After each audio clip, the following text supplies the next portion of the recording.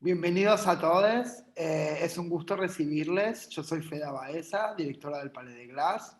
Bueno, y en este encuentro estamos presentando un conversatorio llamado Desde el Sur al Norte, otras formas de articulación entre las academias y los movimientos sociales, que se produce en el marco del Octubre Marrón, con quien, bueno, estamos colaborando. Contamos en esta ocasión, gracias a la convocatoria de Identidad Marrón, con la presencia de Naira Eva Cochambi Pazzi, Pablo Cosio, Emma Cuañeri, Lucrecia Greco, Soledad Torres Agüero y Ana Vivaldi. En este conversatorio exploraremos la potencialidad de la investigación colaborativa, investigación militante o activismo crítico para el trabajo en arte y proyectos antirracistas. Si desde el arte existe una larga tradición de pensar lo estético como intervención política, proponemos discutir el rol de las academias y las instituciones culturales en este proyecto. El objetivo es compartir experiencias de equipos y colectivos que buscan potenciar la intervención desde el arte, la exploración académica, la producción y gestión cultural que busque generar estéticas, conocimientos e intervenciones antirracistas. Bueno, aquí el colectivo pensó un poco este encuentro a partir de una serie de interrogantes. Si quieren también los puedo explicitar. ¿Qué metodologías tenemos para construir proyectos de producción artística, de conocimiento y de transformación institucional? ¿Qué contribuciones pueden hacer la investigación militante, el activismo crítico y la colaboración? ¿De qué forma se pueden generar prácticas culturales anticoloniales que permitan formas de autorrepresentación sin quedar atrapadas en una exigencia de la blanquitud progresista? ¿De qué forma puede el arte desafiar estructuras sociales sedimentadas en hábitos, climas emocionales, estructuras legales y estados que van más allá de lo que se enuncia y se reconoce? ¿Cómo se puede abrir el acervo de un museo nacional a artistas marrones indígenas y curar exhibiciones que interpelen e incluyan a todos? En definitiva, ¿qué prácticas de difusión pueden generar públicos que incluyan sectores populares, marrones, indígenas, campesines, diversidad de género, sexualidades disidentes? Bueno, muchísimas gracias. Bueno, por un lado acá estamos con Joma, Alejandro Mamani. Muchas gracias a vos y al colectivo por, nada, por proponernos este encuentro y especialmente a los invitados, que estoy segura vamos a tener nada, un panorama de esta investigación interviniente o militante súper interesante para la conversación. Bueno, si les parece bien, Joma, no sé si querés agregar algo. Sí, primero, siempre agradecidos, agradecidas, agradecides con la institución, con el Palais de Glass. De hecho, venimos trabajando el año pasado. Existen piezas con las que hemos trabajado colaborativamente el año pasado y este año también, entre ellas el manifiesto marrón respecto al arte, ¿no? Como los sujetos marrones indígenas, cuáles son los costos, ¿no? que pagan al intentar ingresar al mundo artístico. Y quizás ahí en la analogía, más que apropiada en este momento, es como también los costos en el mundo académico, ¿no? ¿Cuáles son los costos que se pagan cuando los sujetos estudiados en su momento trascienden a romper ese paradigma del objeto y a enunciarse como creadores de conocimiento y también como justamente curadores de su propio conocimiento, creadores de su propia historia, y ahí donde nosotros nos planteamos cómo articuladamente puede existir desde la academia, a la cual también podemos formar parte, un proceso que acompañe los movimientos sociales y que quede lejos de esta objetivación o de esta instrumentalización, lo cual es una crítica constante desde los estudios queers hasta los estudios antirracistas. Entonces, en ese lugar, quizás entendiendo el contexto también, porque creemos que es más que importante entender que en América Latina, por lo menos en la parte hispanoparlante, hablar de racismo ha sido un tema tabú histórico. También entendemos que ha sido un tema en el cual no hemos tenido un debate social respecto al racismo en Latinoamérica, más, para ser más exactos, en el caso argentino.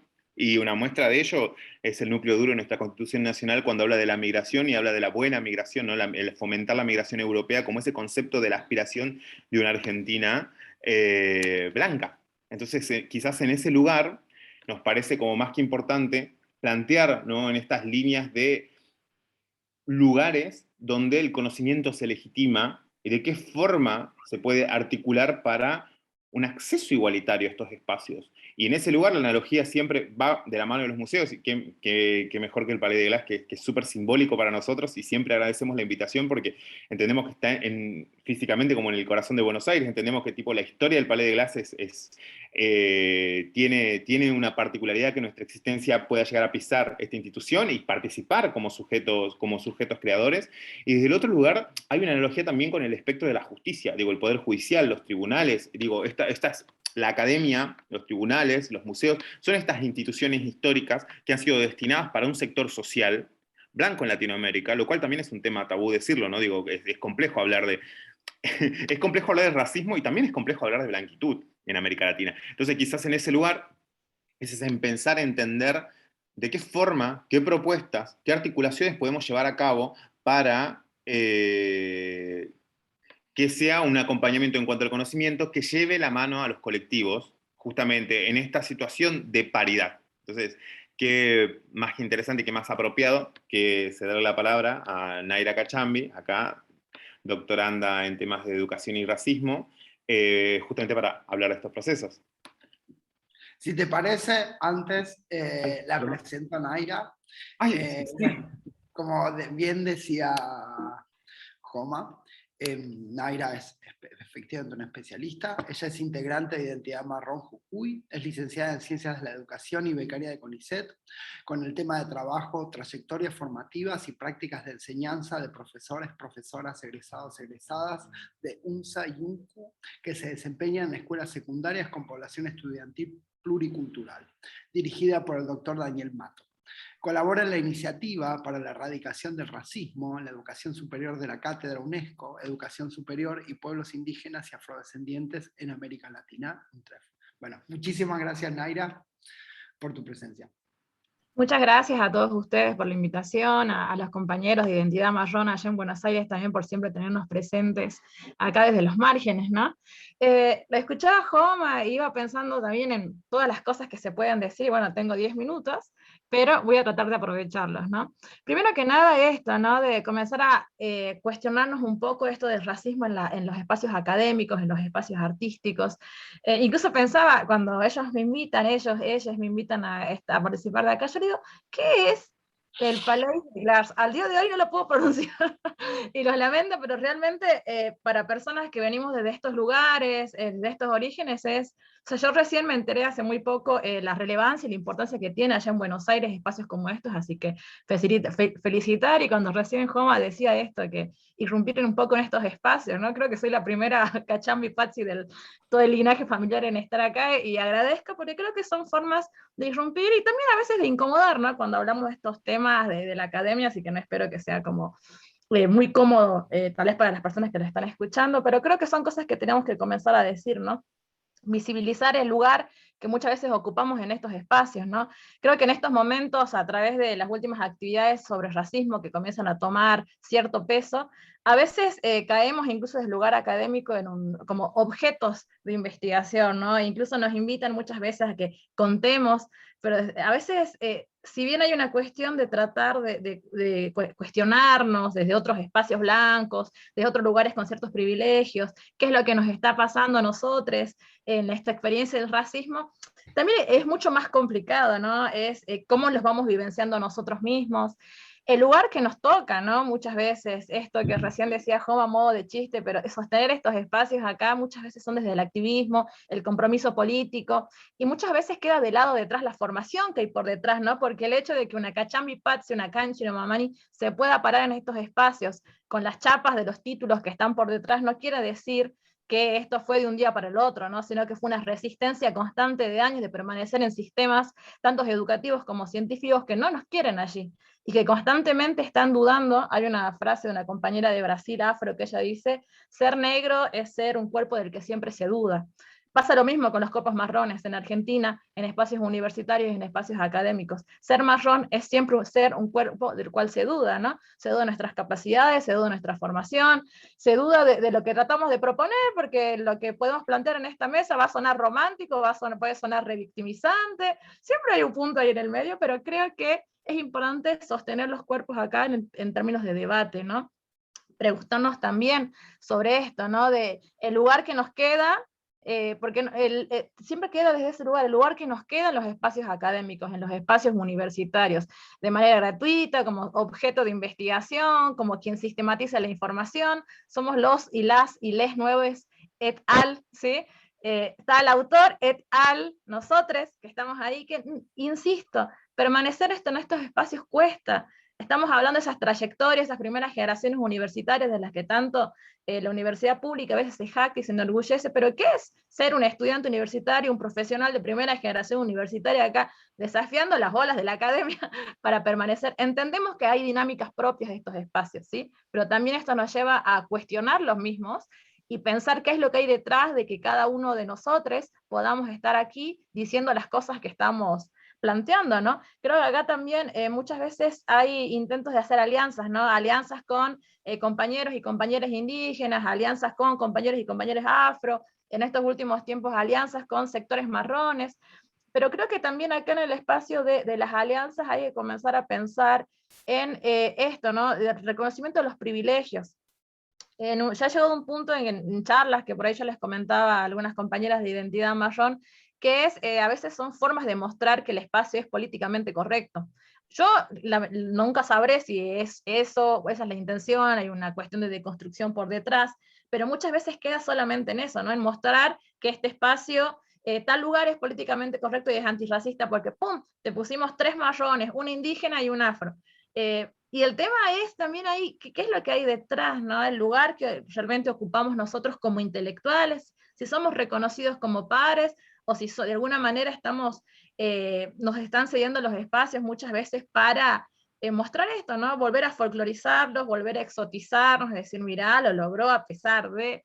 Yo sé que es complicado, pero creo que ahí la base está en el cuestionamiento de los privilegios, ¿no?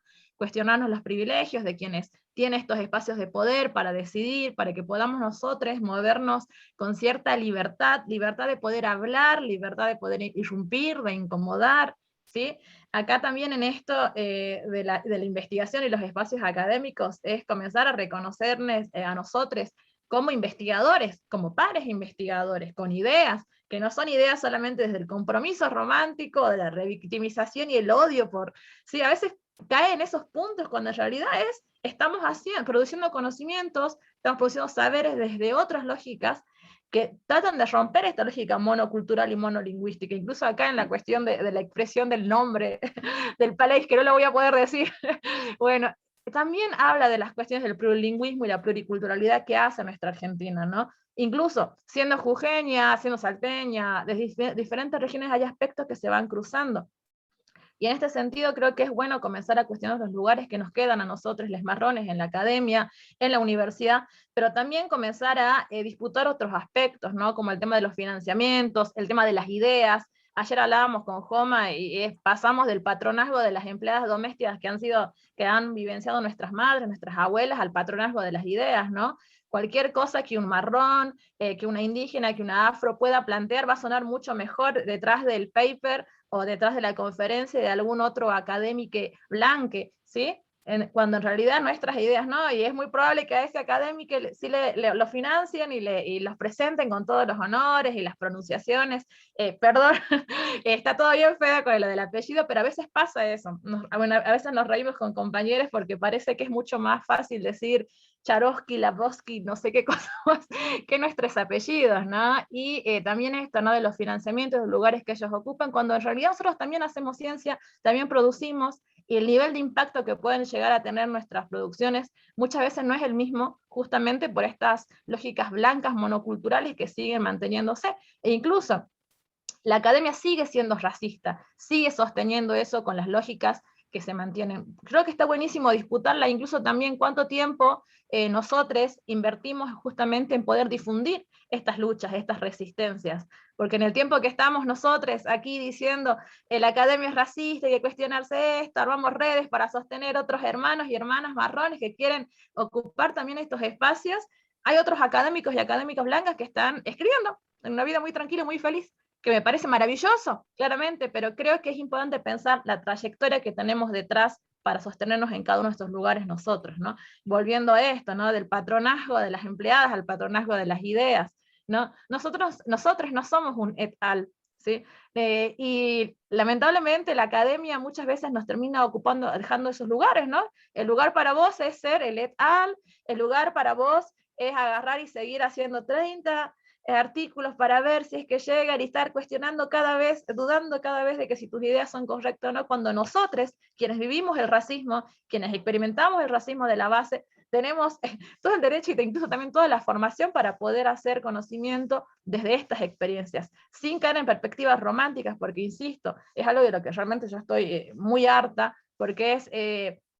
si no es una actitud de beneficencia, de decir, bueno, vamos a darle el espacio a esta personita para que diga, si no, te revictimizas, te estás revictimizando, haces ciencia desde lo subjetivo, cuando en realidad hay muchos y muchas que también hacen ciencia de esos espacios, pero pareciera que nosotros, cualquier cosa que tratamos de disputar en estos espacios van a ser solamente ideas desde el lugar de segunda, ¿no? Que también va de la mano con todos los aspectos de la interculturalidad, la diversidad cultural.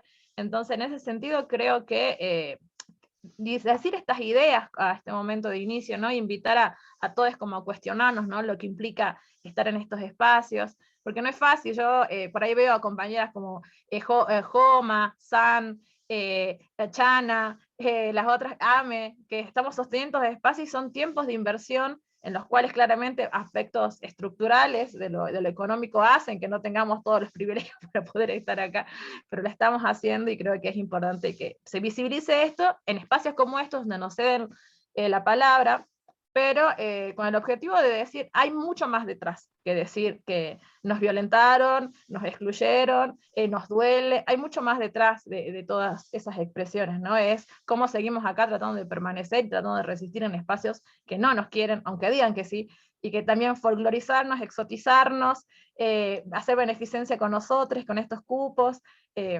apadrinarnos tampoco son las formas correctas, ¿no? Creo que el planteo acá está en comenzar a cuestionar estos financiamientos, ¿no? Porque todo está muy bien hasta que los fondos tienen que ser para nosotros o hasta que disputamos los fondos, ¿no? En ese momento va a ser mucho mejor que esté otra persona con otro, y lamentablemente son otros tonos de piel. Yo invito a ver las fotos de quienes dirigen espacios que tienen decisión de poder o que tienen financiamiento, no somos nosotros, pero van a trabajar desde una mirada exotizada y folclorizada de nosotros, y nos van a invitar a decir muchas cosas gratis, que los vamos a ocupar claramente, pero no está bueno. Creo que hay que comenzar a dar esa vuelta de rosca, tanto en la academia como en otro tipo de espacios. Así que bueno, dejo esos disparadores para luego poder retomar en el debate. Gracias. Muchas gracias, Naira, y disculpa la mala pronunciación. Hay que trabajar. No sé si después quiere seguir Emma, ¿te parece? Emma, estamos nosotros en grupo y la idea era mostrarles un video antes y después vale. para ponerlos en clima. Perfecto. Y comparto la pantalla y después le damos la palabra a Emma. ¿Les parece? Dale. Si querés, Sole, antes la presento a Emma. Sí, por favor. Emma Quagneri es docente, actriz, cantora e investigadora del canto. Ay, no. Perdón. E investigadora del canto ancestral y la cultura Cuom. Ha recorrido escenarios representando a su pueblo, con conferencias, talleres y charlas en países como Brasil, Cuba, Holanda, Panamá, Chile y Suiza. Ha grabado 2 discos en colaboración y se encuentra preparando su primer disco solista de cantos antiguos, Cañé, Mujer Joven. Es colaboradora del equipo de Antropología del Cuerpo y la Performance de la Universidad de Buenos Aires. Bueno, le doy play.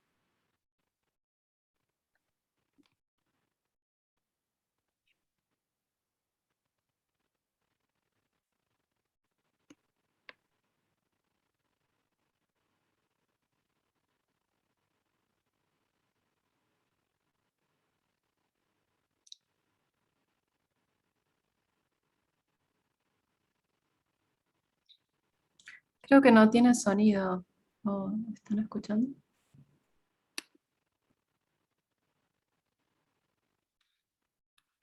No se escucha tampoco.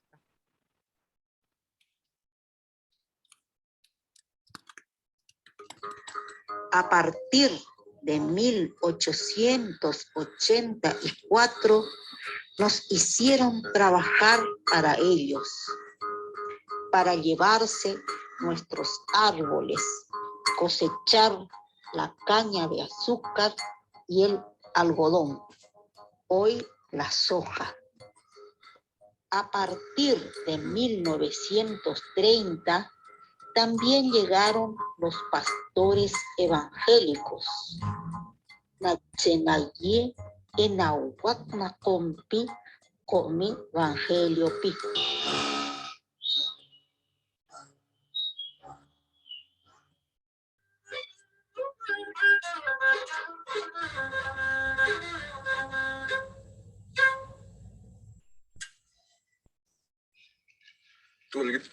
تقول لي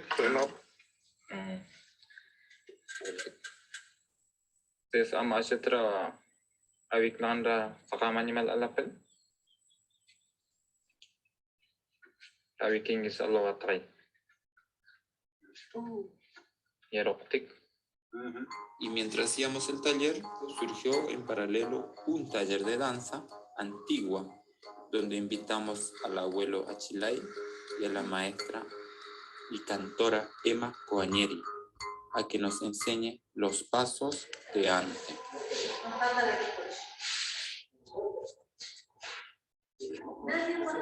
Hay que cantar todo.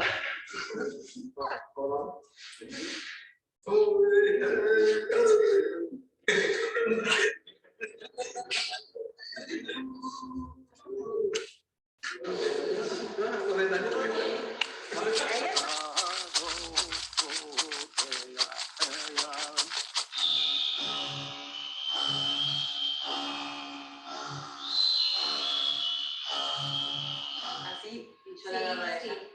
Y ahora las hileras son como así. Y yo al lado tuyo estoy así, sin agarrarte. No, sin agarrarte. Y atrás hay otra fila, Sí. así, Sí. sin que... Ok, eso es la iglesia. Sí, ahora. Ahora. Antes no se agarraban. Sí, se agarraba. Ahora no.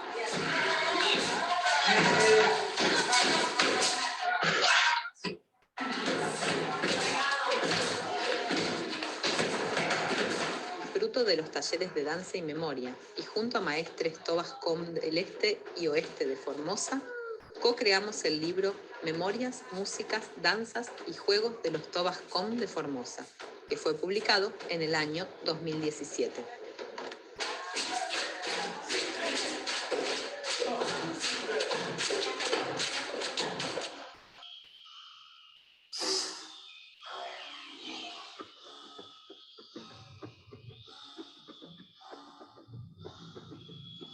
¿Te imaginas cantando ese canto con un... Sí, siempre me imagino, cada vez que canto siempre estoy ubicada en un lugar, pero nunca digo. Claro, bueno, esto es. Siempre me imagino un lugar, pero nunca digo lo que es, porque... Bueno. Yo, por ejemplo, el canto, esos cantos antiguos, siempre me imagino los rostros que veía cuando era chica. Esos rostros bien, esa gente, siempre me imaginé eso, pero...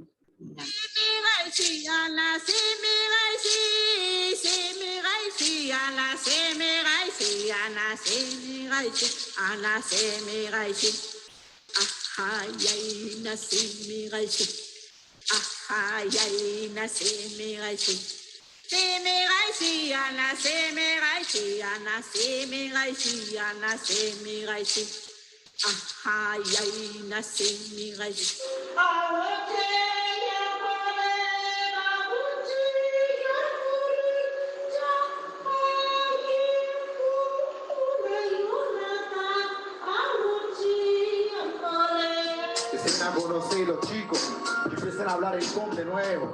Esa es la tarea para nosotros, para los jóvenes. Volver a rescatar la cultura.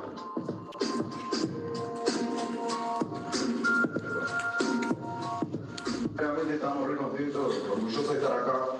En este espacio, encima que estén hablando sobre el pueblo todo para nosotros es un gran aporte a la cultura de nosotros, porque hay muchos jóvenes que están dejando de hablar el idioma. Y esa es la lucha de nosotros, que los jóvenes de la comunidad vuelvan a interesarse por su cultura. Bueno, nos despedimos con esta. Este es el Quinacón. Somos dos hermanos, él es Brian López, Nahuel. Somos los hijos del cacique Clemente que está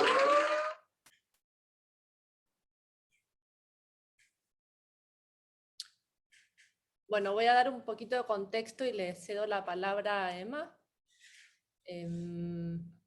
Esto era para entrarlos un poco en los momentos y en las situaciones que con las que venimos colaborando desde el equipo de Antropología del Cuerpo y la Performance de la Universidad de Buenos Aires desde el 2007.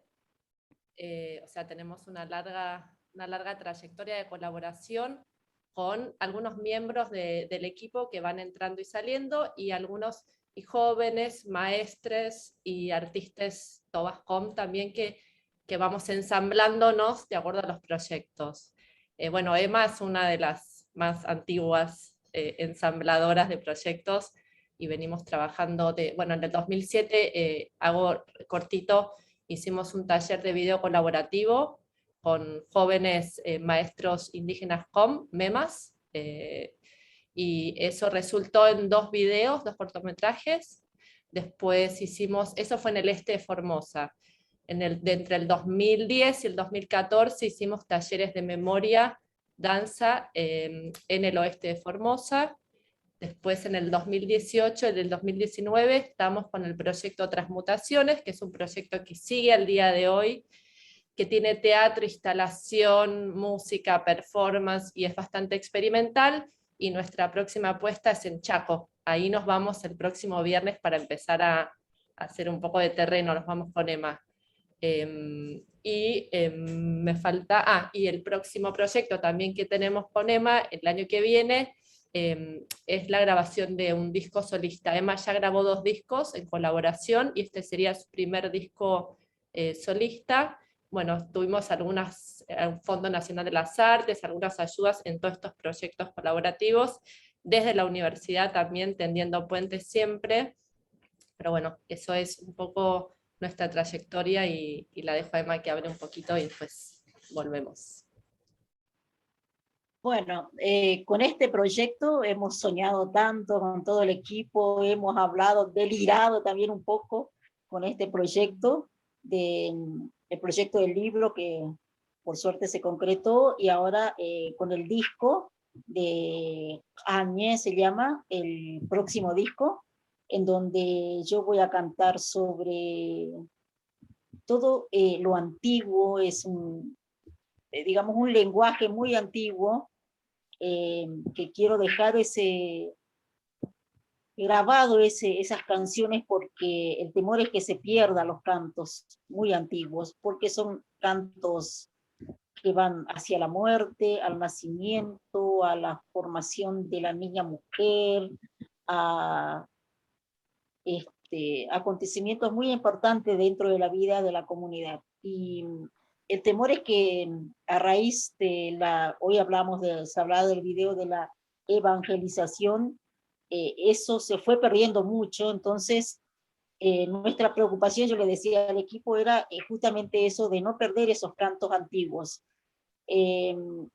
Bueno, ahora estoy un poco más tranquila porque algo se ha grabado y se va a grabar ahora también próximamente, y el disco se llama Jañé. Jañé es un poco un homenaje a la niña que pasa a ser mujer. Es un rol muy importante dentro de la comunidad, la niña que pasa a ser mujer. Entonces, ese canto, por eso se llama el CD así, Jañé, mujer joven. Y este canto me llevó 21 años encontrar ese canto, muchísimo, y eso que siempre recorro mucho la comunidad, hablo con la gente, estoy ahí viendo, quién sabe, sabíamos la historia, pero no teníamos el canto.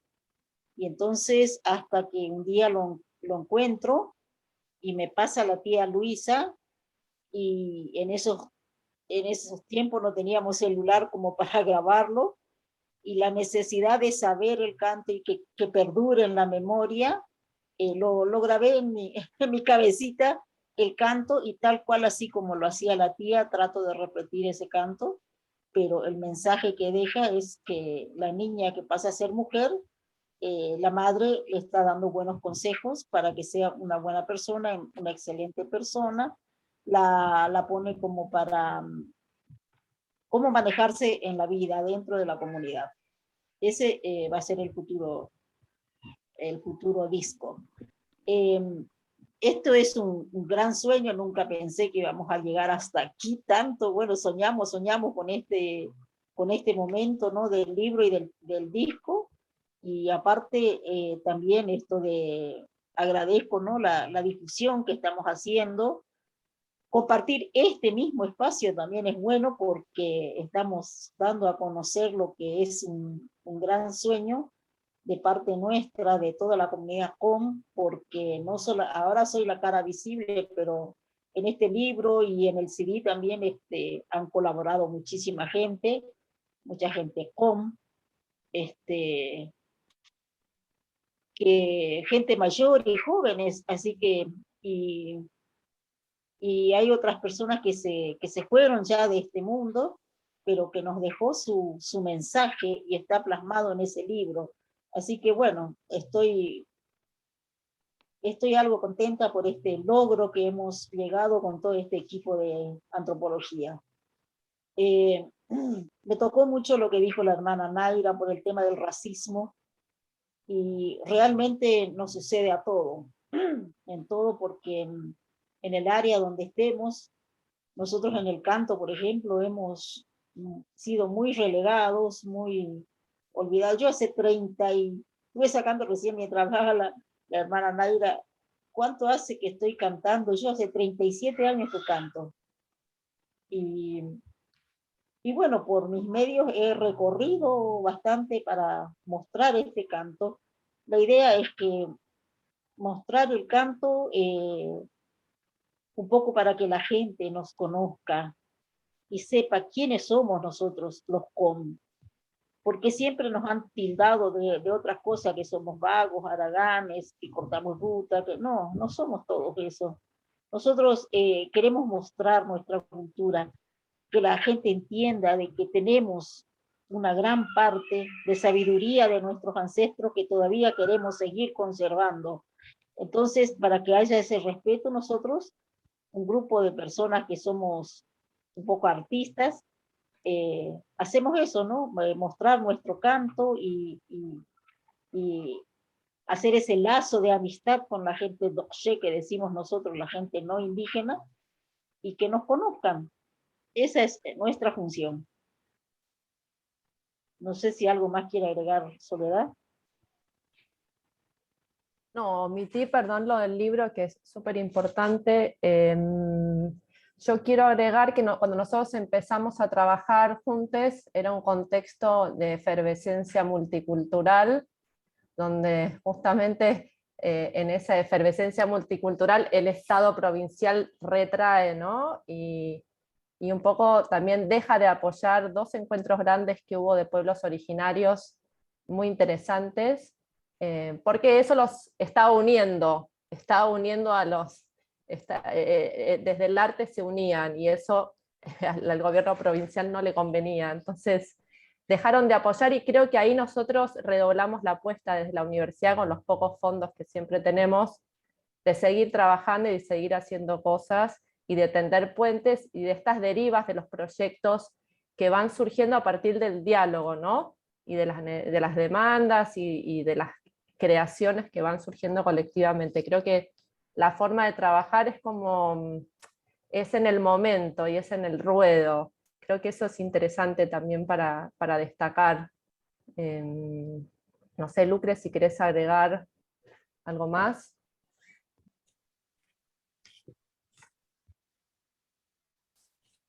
El micrófono no está activado, parece. Está. Ahí está. ¿Salvo? ¿No? Ahí está. Sí, ahora sí. Bien. Gracias. Bueno, de vuelta gracias, y bueno, qué placer estar acá.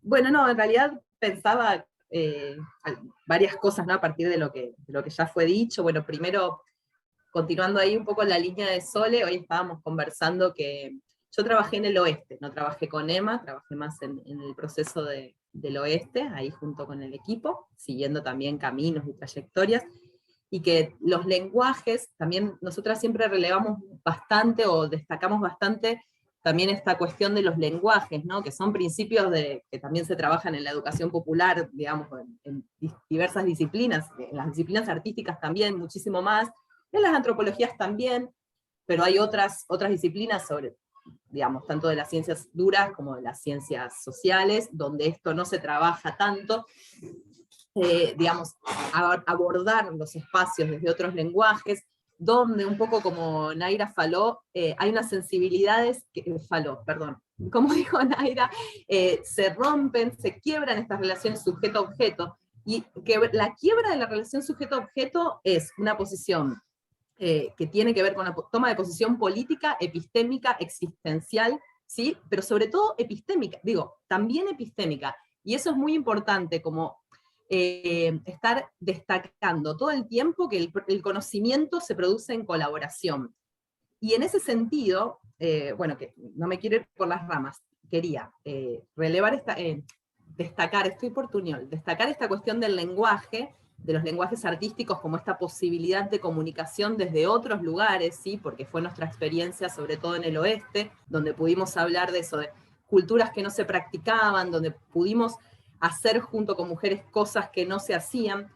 Hablar un poco también de las articulaciones locales, que muchas veces las alianzas, ¿no? Con diferentes sectores académicos, no todos, a veces locales, a veces no locales, funcionan donde contextos locales no funcionan para algunos encuentros de este tipo, de conocimiento, ¿no? De producción de conocimiento, de producción de memoria, que es un poco lo que nos pasó en este caso, en el oeste, por ejemplo, que como que fue, el encuentro se produjo a partir de una escucha mutua de lo que se tenía, digamos, nosotras veníamos trabajando con danza y música, se demanda danza y música, que ya era una demanda local, pero se articula y se hace una ronda de danza y música a partir de eso, que produce un libro y que produce, el movimiento y el encuentro y las alianzas y articulaciones también producen maneras de conocimiento y las posiciones, ¿no? Y también, bueno, nada, creo que terminando por esto, digamos, necesitaba destacar esta cuestión de los lenguajes, de lo no sujeto a objeto, de las diversas articulaciones locales, y un poco, pido permisito rapidísimo para también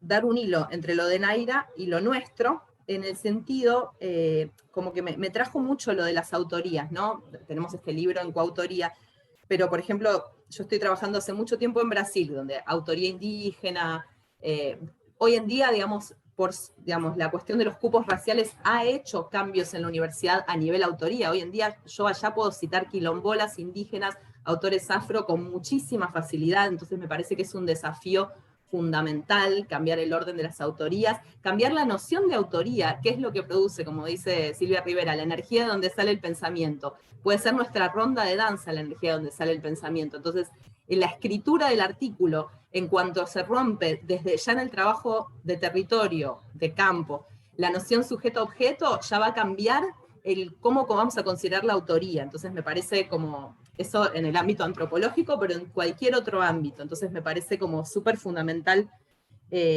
como relevar esto de las autorías, y también lo de lo que Sousa Santos dice, la ecología de saberes, pero no solo lo dice Sousa Santos, sino que mucha gente, la educación popular lo dice. Entonces estar como generando saberes a partir de estas rondas de encuentro, y en ese sentido, como legitimar que estamos produciendo conocimiento, dejar siempre firme, claro, oscuro, como dicen en Brasil también, oscuro, marrón, que estamos produciendo conocimiento juntos, ¿sí? Y bueno, y lo último, que tiene que ver con esto, que tiene que ver con las autorías, me voy un poquito del tema, pero ya en este mismo ámbito, porque siento que hay muchísima discusión de eso en las ciencias sociales, ¿sí? En las antropologías, en las psicologías, en los trabajos sociales, y que entonces hay muchísimo trabajo por hacer, tanto en la cuestión de autorías, en la cuestión de los tipos de conocimiento, como en legitimar también esta cuestión de los conocimientos y de las autorías en otras ciencias como las ciencias duras. Y hay experiencias, no sé, David Copenagua, yo conozco más las brasileñas, ¿no? Pero Jeremy Narby, que es un biólogo, con Ailton Krenak, hablando juntos.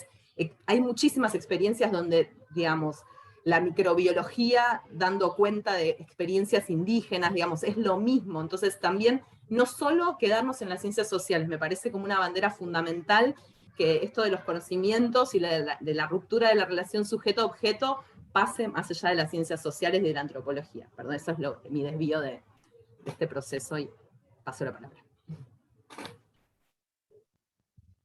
Bueno, muchísimas gracias, Lucrecia. Lo que sí, si no les molesta, aunque sea posteriormente, me gustaría presentarlas, porque no las he presentado. Brevemente igual. Bueno, Lucrecia, que recién estaba hablando, Lucrecia Greco es doctora en Ciencias Antropológicas de la Facultad de Filosofía y Letras de la UBA, investiga desde diversos ámbitos los cruces entre corporalidades, performance y política. Como antropóloga investigó y participó en proyectos sociales dedicados a la práctica de performance afro-brasileñas en Brasil y otros proyectos artísticos sociales en Argentina. Trabajó también con pueblos indígenas del nordeste argentino, Cuom y Nya. Bueno, acá asumo otra dificultad. Miaya, ayúdenme, caucheros en Brasil y con gestaciones partos. Actualmente es profesora visitante en programa de posgraduación en antropología de la Universidad Federal de Bahía y es investigadora del equipo de antropología del cuerpo y la performance en la UBA. Y para saldar la deuda de las presentaciones, también presenta Soledad Torres Agüero, que es antropóloga por la Universidad de Buenos Aires, con formación artística en fotografía y realización audiovisual. Trabajó como consultora independiente en áreas vinculadas a la creación, producción y gestión de proyectos con contenidos socioculturales, artísticos y medioambientales. Es investigadora y coordinadora del núcleo audiovisual del equipo de antropología del cuerpo y la performance ICA Filo UBA. Bueno, ahora sí, todas presentadas. Hasta aquí. ¿Creen que prosigamos con el siguiente bloque, si les parece? Porque yo vi, y para mí fue casual, pero 20 minutos, 30 segundos, así. Sí. Bueno, genial. Bueno, ahora voy a presentar al siguiente bloque de investigadores. Bueno, por un lado, a Ana Vivaldi, que es doctora en antropología de la Universidad de British Columbia y licenciada en antropología en la UBA. Es investigadora asociada en la Universidad de Manchester como parte del proyecto Culturas de Antirracismo en América Latina y docente en la Universidad de British Columbia. Conduce una investigación colaborativa con artistas indígenas, afro y marrones, en donde se registran y analizan las prácticas antirracistas, a la vez que se genera un espacio para la producción cultural de nuevas formas, de nuevas obras y su difusión. Sus publicaciones analizan la experiencia indígena en la ciudad y la racialización del espacio en Buenos Aires. Y también aprovecho para presentar a su compañero en el grupo de investigación, a Pablo Cosio, que nació en Santiago de Chile, es licenciado en Sociología de la Universidad de Buenos Aires e investigador y activista social en temas de migración y racismo. Es parte del Observatorio sobre Migración y Asilo Gabriel Chausovsky, junto a la Comisión Argentina para Refugiados y Migrantes. Integra el bloque de trabajadores migrantes y el proyecto de investigación Culturas del Antirracismo en América Latina de la Universidad de Manchester. Bueno, muchísimas gracias, Ana y Pablo. Les escuchamos. Muchísimas gracias a todos, es un honor y una alegría enorme estar acá con todos ustedes hablando de nuestro trabajo y compartiendo este espacio. Yo voy a empezar, vamos a hablar en conjunto con Pablo del trabajo que estuvimos realizando el último año con Identidad Marrón. Así que el orden de la presentación va a ser que yo voy a hacer una breve introducción, después le voy a pasar la posta a Pablo y después voy a contar una segunda actividad que estamos haciendo. Y por supuesto, Joma, si vos querés interrumpirnos o frenarnos en cualquier momento, espero que después también cuentes un poco de la experiencia. Voy a compartir pantalla como para darle una dimensión visual y hoy también queremos mostrar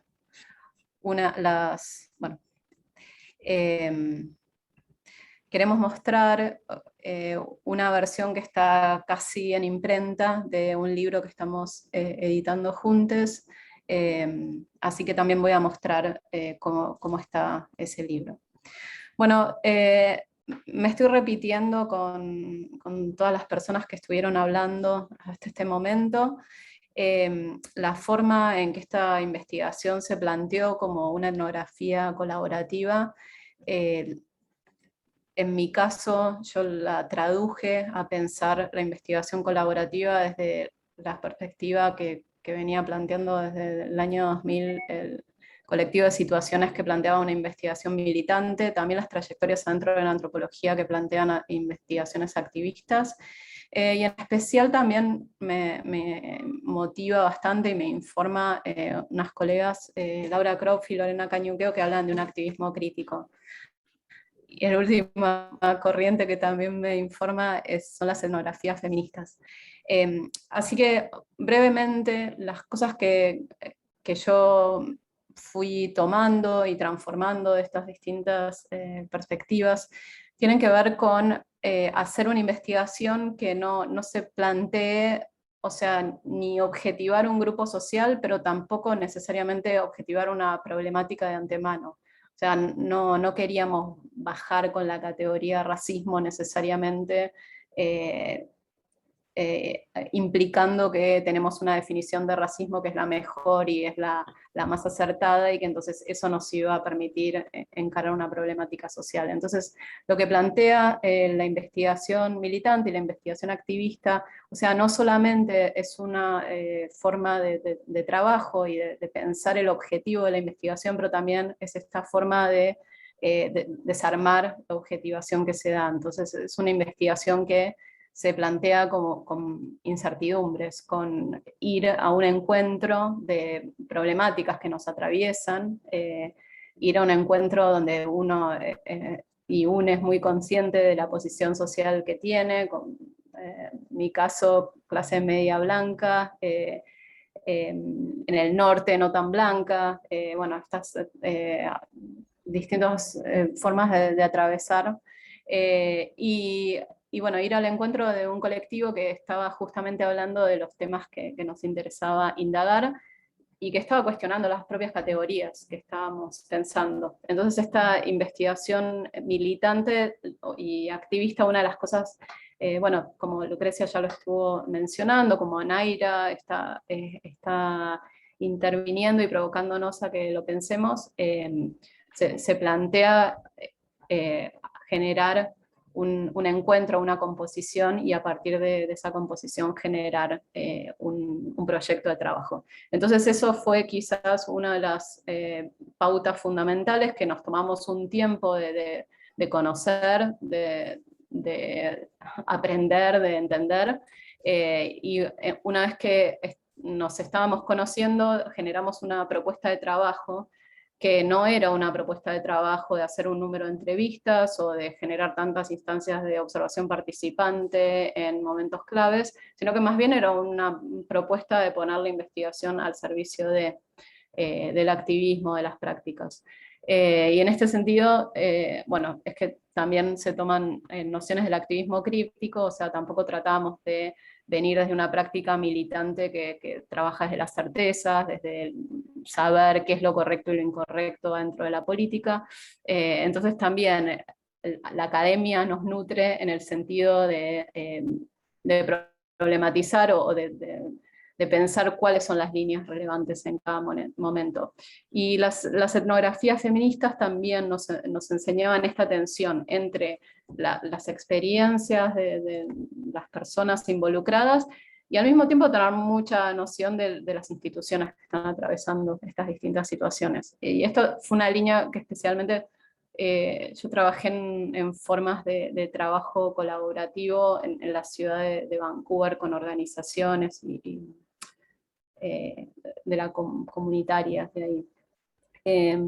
Entonces, en esta línea, lo que quería resaltar es que, bueno, una serie de acciones que Identidad Marrón estaba realizando que nos llamaron mucho la atención, que tiene que ver con identificar y contestar estereotipos, tiene que ver con intervenir los repertorios visuales, tiene que ver con tomar los museos, y esos fueron los primeros detonantes de acercarnos a hacer un trabajo. Así que ahora voy a dejar a mi compañero Pablo que presente una de las dimensiones de este trabajo, que fue un estudio de público sobre una exhibición que Identidad Marrón curó. Bueno, muchas gracias por la invitación, gracias Ana por presentar, introducir. Bueno, yo les quiero contar un poquito lo que fue el estudio de público que hicimos de la muestra ¿Qué necesitan aprender los museos?, que se realizó este año en el verano, y que organizó Identidad Marrón, bueno, el Palais y Poetas Villeres. Bueno, el estudio de público en lo concreto lo iniciamos primero como asistiendo a una visita guiada que convocó Identidad Marrón y el Palais, en donde asistieron aproximadamente 15 personas. Y bueno, nuestra primera idea de asistir a esa instancia fue, bueno, nos vamos a encontrar con un público mayoritariamente blanco, de clase media, porteño, entonces queríamos fijarnos en otro tipo de público. Dentro de ese público que asistió a esa visita, habían gente marrón, personas marrones, pero eran minoría. Una cuestión que Identidad Marrón cuestiona, ¿no? ¿Quién accede a los museos y quiénes no? Entonces nosotros con esa premisa nos interesó conocer puntualmente la opinión de todos quienes quisieran tomar la entrevista que le ofrecíamos, pero particularmente también hacer foco y centrar el estudio en la opinión de los marrones acerca de la exposición. Entonces decidimos como invitar, a través del proyecto Carla, a personas marrones, habitantes de barrios populares de Buenos Aires, que principalmente eran mujeres de entre 20 a 45 años, y todas eran racializadas.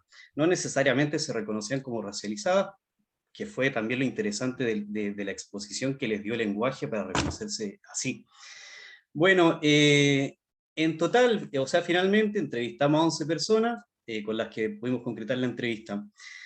Entonces, en este estudio de público, nosotros básicamente lo que nos preguntábamos en la línea de esta investigación colaborativa que tenemos con Identidad Marrón era, bueno, hacemos un estudio de público, pero ¿para qué? O sea, ¿cuál es el aporte que vamos a hacer nosotros como investigadores o como academia, particularmente al colectivo Identidad Marrón y también al Palais como institución que articulaba con el colectivo? Entonces, consideramos que se podía aportar desde nuestro proyecto, podíamos aportar una mirada externa, más de balance de cómo había sido esa actividad y cómo había llegado a un público marrón, o si no había llegado a un público marrón. Entonces nos atravesó una pregunta durante toda la investigación, o particularmente este estudio de público, que es cómo puede la investigación colaborativa o la investigación acción participativa construir al trabajo antirracista de artistas, activistas e instituciones culturales. En ese sentido es que nos pareció central la opinión de les racializades sobre una obra que hablaba sobre el racismo y les racializades, y eran les racializades quienes estaban exponiendo en un museo nacional. Y entendiendo que el Museo Nacional también, o los museos en general, son una institución elitista y principalmente y habitualmente habitado por las clases, o visitados por las clases medias altas y blancas de Argentina. Bueno, en ese marco sabemos que las desigualdades sociales, específicamente la estructura de clase tanto de Argentina como de América Latina en general, están sostenidas sobre diferencias étnico-raciales, donde el color de piel, el fenotipo, la lengua y la cultura determinan la posición social que se ocupa en la sociedad. Bueno, bajo este planteamiento es que arrancamos nuestro estudio. Y una de las primeras discusiones que tuvimos para diseñar los objetivos es cómo hacemos, que creo que lo planteaba Naira al principio, ¿no? Cómo hacemos que la investigación colaborativa no sea un estudio que solo quede en la biblioteca de la universidad o en paper donde se va a publicar, o en la burbuja académica que creo que la idea de este encuentro también es criticarla. Entonces, nuestro objetivo siempre, o tratamos, o nos esforzamos por superar el extractivismo académico, que creo que también es una de las críticas que nos invita a pensar Identidad Marrón, superar ese extractivismo académico que funciona como una retroexcavadora, ¿no? Vemos que saca la tierra, vemos que mueve algo, pero no sabemos lo que destruye. Entonces, nosotros buscamos ser más un puente viable y firme que aporte a una producción de conocimiento desde una perspectiva constructiva y crítica, y que aporte a los objetivos que el colectivo de Identidad Marrón tiene, en tanto quiere incidir sobre las discusiones del racismo en la agenda pública. Me voy apurando porque veo que llevo 4 minutos y medio. Bueno, y esto también, el tema de este extractivismo académico, lo planteo desde un doble posicionamiento en lo personal, que es en tanto investigador y también activista del bloque migrante, en tanto migrante porque soy chileno, en donde, por ejemplo, al bloque migrante no voy a decir miles, ¿no? Pero bueno, decenas de antropólogos nos vinieron a investigar y nunca tuvimos una devolución de lo que investigaron, de lo que nos entrevistaron, excepto casos muy particulares. Entonces, la idea de nuestro estudio público era no repetir ese parámetro tan instalado en la academia, que es esto, sacar conocimiento y nunca tener devoluciones o aportar en ese sentido. Así que un poco el objetivo era ese, ¿no? ¿Cómo le podemos aportar un balance tanto al Palais como a Identidad Marrón respecto a una actividad concreta que era qué necesitan aprender los museos? Y queríamos conocer la opinión del público y ver si la muestra se estaba entendiendo, si la muestra aportaba con los objetivos que les compas habían propuesto. Y ya finalizando, les comento algunas conclusiones que sacamos de la entrevista, insisto, haciendo principal foco en las personas racializadas, que es sobre el acceso a los museos. O sea, las personas racializadas, lo primero que nos dijeron era el tema del acceso a los museos. O sea, por una parte, los museos nunca los convocan a ir, o sea, nos manifestaron eso, que la única experiencia que tenían de ir a un museo fue durante su trayectoria escolar. También nos comentaron sobre la lejanía territorial de los museos, que frecuentemente se encuentran en el centro y no en las periferias. Como les comenté, eran personas que viven en barrios populares periféricos de la ciudad de Buenos Aires y del conurbano. Entonces, ese era uno de los balances que más nos transmitían en la entrevista. Y después algo muy positivo, que acá Feda creo que le sirve también al Palais, era que nos comentaban que se sintieron como muy a gusto en el Palais, que se sintieron en un ambiente cálido, en un recibimiento cálido, y que también ahí va en la articulación que hizo IEM con el Palais, ¿no? Y cómo plantearon la muestra. Y eso como que lo resultamos como muy positivo, porque algunas compañeras sobre todo nos comentaban que al momento de entrar, como había guardias de seguridad, pensaban que le iban a revisar el bolso, que algo bastante habitual y que pasa también, y que es reflejo del racismo, ¿no? Pero bueno, rescataron lo cómodo que se sintieron a la hora de ir al museo. Esto ya lo dije, estoy revisando mi machete.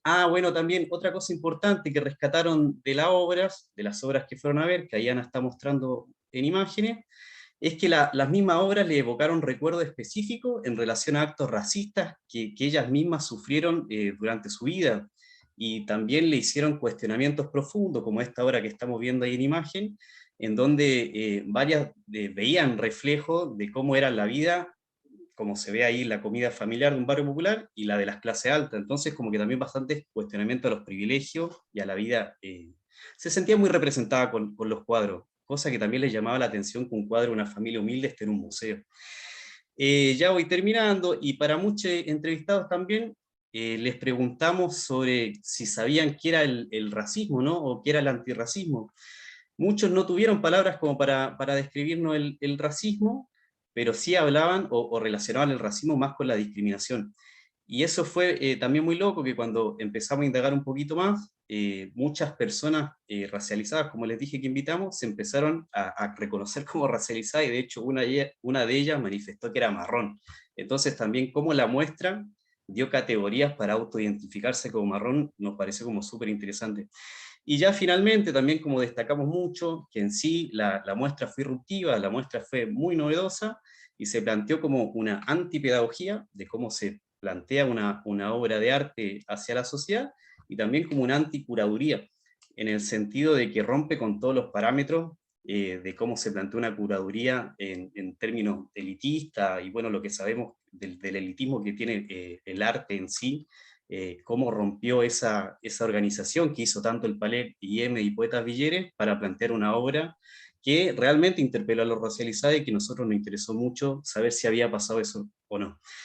Así que eso, fue una obra que les encantó, y que gracias al trabajo que hicimos ahí con Ana, pudimos como sintetizar todas estas discusiones, que está en un informe súper largo, que le invitamos a leer, y que esperamos también aporte a seguir articulando este tipo de actividades. Buenísimo. Y entonces, solamente para terminar, bueno, dedico unos minutos a contar el segundo proyecto en el que estuvimos trabajando, que es acompañar con la edición de un libro con escritos marrones. En principio, la idea era generar una especie de cuadernillo de material para acompañar talleres de arte y antirracismo, y eso finalmente se convirtió en un libro. Quiero destacar esta idea que decía Pablo recién de la antipedagogía. Si bien las tres partes del libro, una parte tiene que ver con conceptos y tiene que ver con introducir ciertos vocabularios, el libro no plantea un proyecto con un fin. O sea, la antipedagogía en Identidad Marrón también la hemos relacionado a esta cuestión de provocar con preguntas que no quedan contestadas por el colectivo, sino que es una invitación a pensar, y el libro genera eso. Entonces pasamos de un cuadernillo a un libro. El libro tiene una parte donde hay conceptos, una parte donde hay escritos de distintos y distintos miembros del colectivo, que no necesariamente siguen tampoco un proyecto único, sino que van contando desde la experiencia, van generando provocaciones, desde pensar las disputas de género y de identidad sexual desde una perspectiva marrona. Entonces es una provocación, no es necesariamente una definición de cómo se vive una identidad racializada. Y bueno, y también quedaron invitaciones de trabajo para talleres y trabajo en espacios de formación, que puede ser tanto para movimientos sociales, para docentes. Y ahora le paso la palabra a Joma, y mientras tanto voy a cambiar de pantalla y voy a mostrar cómo es este libro. Esto es simplemente un índice. Genial. Viendo el PPT, me venía acordando como de todo lo que fue el proceso, de todo lo que, de hecho digo, como a su vez la articulación de la articulación, ahora con Feda al lado en el Zoom, pero hasta hace un año con Feda armando el proyecto, creo que se dio una dinámica súper interesante con gran parte de los museos. De hecho, digo, entre ellos el Palais de Glas, la Manzana de las Luces, la Casa de Ricardo Rojas, comenzó con una participación bastante tímida, pero que terminó como con una apertura de puertas súper gigante que se terminó enlazando inclusive a este estudio. De hecho, esta clave de modificación social, ¿no? De pensarnos en los museos e ingresar a los mismos, es súper interesante, súper, digo, vuelvo a analogía, quizás porque mi vicio sea el derecho, pero vuelvo a la analogía del Poder Judicial. O sea, esta dinámica del temor de entrar al museo porque no sé qué hacer, no sé cómo admirar el arte, me da miedo que ensucie algo, me da miedo que me revisen para ver si robo. Todos esos miedos, toda esa dinámica y toda esa estructura se aplica también al mundo de la facultad, de la academia claramente, no al CBC, sino digo, el posgrado, la academia, maestría, salón de profesores, lugares reservados para un circuito social. Y también ingresa el mundo del derecho ahí con el Poder Judicial, los juzgados, las columnas, ¿no? Las columnas limpias, los lugares donde están los jueces, el despacho, todo el temor siempre es el mismo. El temor de la sospecha, el temor de la duda, el temor de la ficción del robo, ¿no? La ficción del ladrón. De hecho, hasta hace unos días salió una etapa en los diarios, salió una nota en los diarios respecto a un informe de Canal 13, como esto, ¿no? De los indios que atacan, ¿no? El indio que ataca, el indio que roba, el indio como esta ficción social respecto a la cual se nos enlaza, y también que queda atravesada a través del tiempo y enlazada como a ese único origen que vuelve una y otra vez en clave de Malón, pero atado en el tiempo, y quizás, digo, por lo menos en nuestra humilde opinión, muy humilde, que nosotros siempre planteamos que puede ser un error lo que estemos haciendo, puede ser que un error que identidad marrón exista como concepto, puede ser un error que no sea marrón, que deberíamos ser tipo indígena, puede no ser el camino correcto, pero es un riesgo que nosotros estamos tomando, y que habilitamos, y que intentamos habilitar a que otra gente diga, che, mirá, ¿qué onda esto? O sea, ellos no saben qué están haciendo, lo podemos hacer. Y mientras sean personas como nosotros, personas de ascendencia indígena, no importa, porque va a haber otro sujeto en el mismo lugar cuestionando, y quizás con este cartel de dónde están los aportes, es también uno de los temas que hasta las ONG de derechos humanos, hasta el 2012, previamente no tenían en la agenda el tema de los aportes de las empleadas domésticas, a pesar que las empleadas domésticas tuvieron históricamente una legislación diferente de cualquier otro trabajador, ¿no? Y nosotros ingresamos al espectro con el reclamo hacia los aportes de las empleadas domésticas porque nosotros venimos de ahí. O sea, nosotros somos esa primera generación de padres, madres, abuelos, abuelas precarizados socialmente. No como una casualidad, sino que había un factor extra. Y acá les traigo la no ley en el mundo jurídico, digo que no existe una legislación para proteger a las empleadas domésticas, habla del racismo en el derecho, que el acceso a la justicia sea dificultoso, habla del racismo en el derecho, que se descrea de los sujetos explotados o precarizados, habla del racismo en la estructura del Poder Judicial. Y quizás en esos lugares es donde aparece como nuestra impronta de decir, bueno, ¿de qué vamos? O sea, nosotros tenemos esta lúdica del tiempo, ¿no? De que somos parte del pasado, venimos de ahí, pero somos nosotros. Entonces quizás en eso el colectivo intenta como mixturar estas dos cuestiones temporales, de decir, yo soy mi presente y tengo derecho a elegir, tengo derecho a ser travesti, tengo derecho a ser marica, tengo derecho a expresarlo, tengo derecho a elegir el arte como una opción de vida, aunque mi familia me lo cuestione porque debería estudiar algo que me genere plata, que en el mundo de los marrones es aún más fuerte. Pero aún así, digo, tenemos derecho a la opción, pero también cargamos con nuestro pasado, lo traemos, no sé si cargarlo sea la palabra correcta, pero lo traemos impregnado en la piel, que es mucho más cómodo que cargar algo, porque no es un peso extra.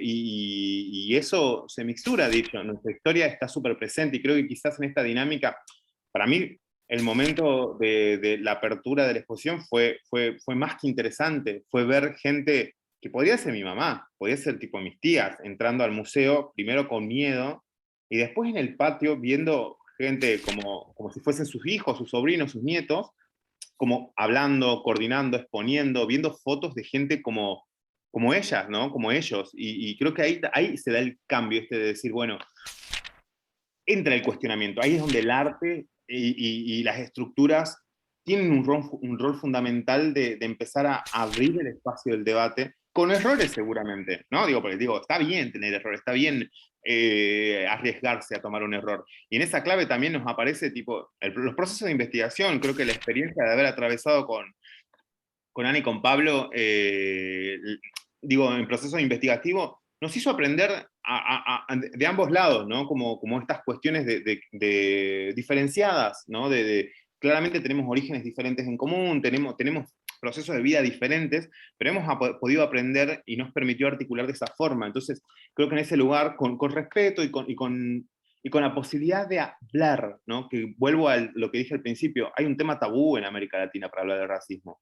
Es un tema súper complejo y nadie quiere incomodar, porque sabemos cuál es el costo social de incomodar. Y en esto vuelvo con Nike, quizás, seguramente nadie entiende muy bien qué significa hablar de más en la vida y cuál es el castigo que se nos da a nosotros cuando cometemos un error social, ¿no? Entonces quizás en ese lugar, por eso, empezar a trabajar el racismo, no solamente en una arista, como si fuese una traducción del norte global a nuestro contexto, sino entendiendo qué significa este tratamiento diferenciado en nuestro contexto y enlazándolo a clave de derechos humanos, porque no es un favor, no estamos pidiendo un favor, no estamos analizando un fenómeno mínimo de un lugar, estamos analizando un fenómeno complejo, masivo, que le afecta a muchas personas que muchas veces no entienden que les está afectando, que piensan que es particular que el policía les revisa la cartera, que el policía les pida el DNI, que te tratan mal en el Poder Judicial, te tratan mal en un museo, te tratan mal... No, hay algo extra, o que el ascenso social, ¿no? Está enlazado a esta sola meritocracia. No. O que ingresar a colegios públicos, ¿no? Puede llamarse tipo Nacional Pellegrini o lo que fuese, es igualitario porque son públicos. Y no, en realidad hay otros factores que hacen que uno pueda acceder a estos lugares. Entonces es empezar a cuestionarnos, ¿no? Los espacios públicos como lo son la universidad, la academia, el derecho, los museos, y decir, acá hay algo extra que vamos a intentar visibilizar y le vamos a intentar dar con tomar el riesgo de decir esto puede ser racismo a otras personas que hayan pasado situaciones similares, la posibilidad de decir puede que también. Y quizás en este resultado de lo que, y con esto cierro, perdón, y le cedo la palabra a Ana, pero algo que tuvimos muy presente, por ejemplo, en la producción del libro, fue la estética. Nosotros, tenemos nuestra piel marrón, tenemos nuestra ancestralidad, tenemos nuestros apellidos indígenas adosados a todo nuestro nombre. Aún inclusive en contra de muchos deseos de muchas personas, que me incluyo, yo he luchado contra mi apellido y después lo he abrazado, pero tipo, está ahí, y quizás la intención fue decir, bueno, ¿cómo yo me encuentro en este lugar, ¿no? Donde está mi piel, pero también se encuentra mi madre, mi tía, mi padre, y mi tío y mi abuelo? O sea, ¿cómo logramos como congeniar en algo simple que permita tener esta multiplicidad de niveles de lectura, donde lo puede leer una persona académica del norte global y estar súper interesado por un movimiento creado desde el sur global, o lo puede leer un familiar y decir, qué raro, qué interesante esto, o qué lindos dibujos, o verme algo más, que el lenguaje no sea solamente el lenguaje enunciativo, sino que el lenguaje contextual pueda traer otra realidad, que no necesariamente exija una formación universitaria de nivel alto para poder comprender que, digo, el racismo existe. Y entonces quizás eso es un punto en lo que trabaja Identidad Marrón. Ana, no sé si querés. Hola, la verdad que no tengo nada más que agregar. No, buenísimo.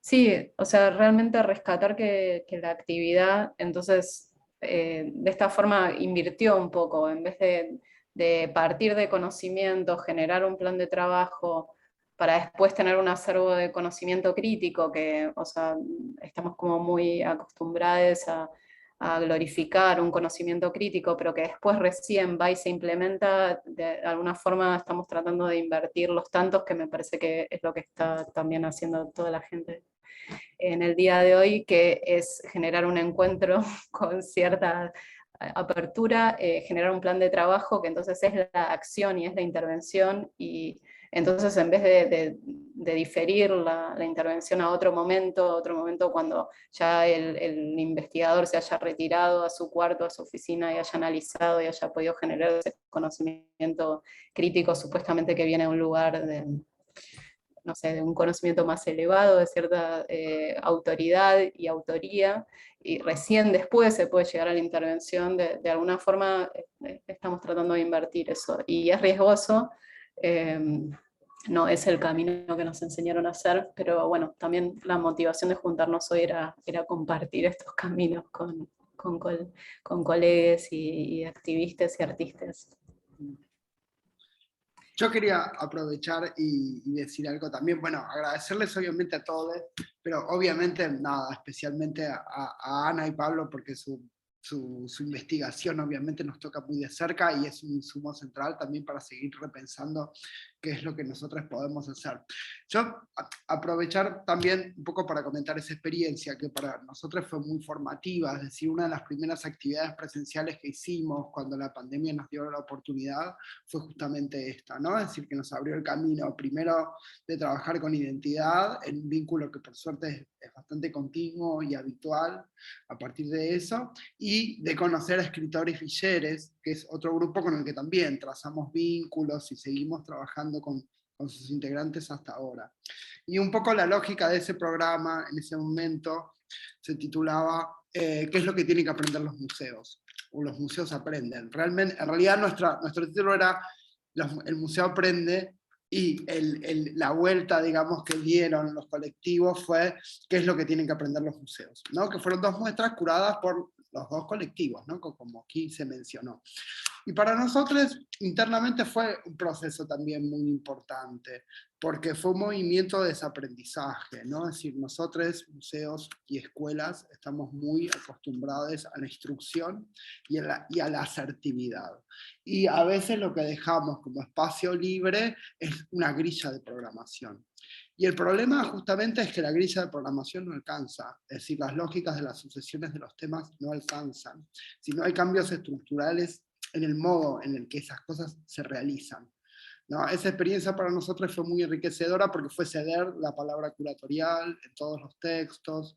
Es decir, en ese momento además, bueno, un poco lo que vos, Pablo, decías con respecto a la sensación de cercanía o de comodidad que se produjo, creo que también en cierta medida tal vez se produjo porque yo en ese momento, como un modo en el que todo el equipo del museo pueda como conectarse con la experiencia, repartimos a todos, más allá de sus funciones y de sus trabajos habituales, a que hagan mediación en ese proyecto en particular, y en otro que abrimos en ese momento, como para conectarse también con el objetivo del digamos, del proyecto institucional, pero además para ver a las personas, digamos, en carne y hueso, y ver en acción qué cosas sucedían.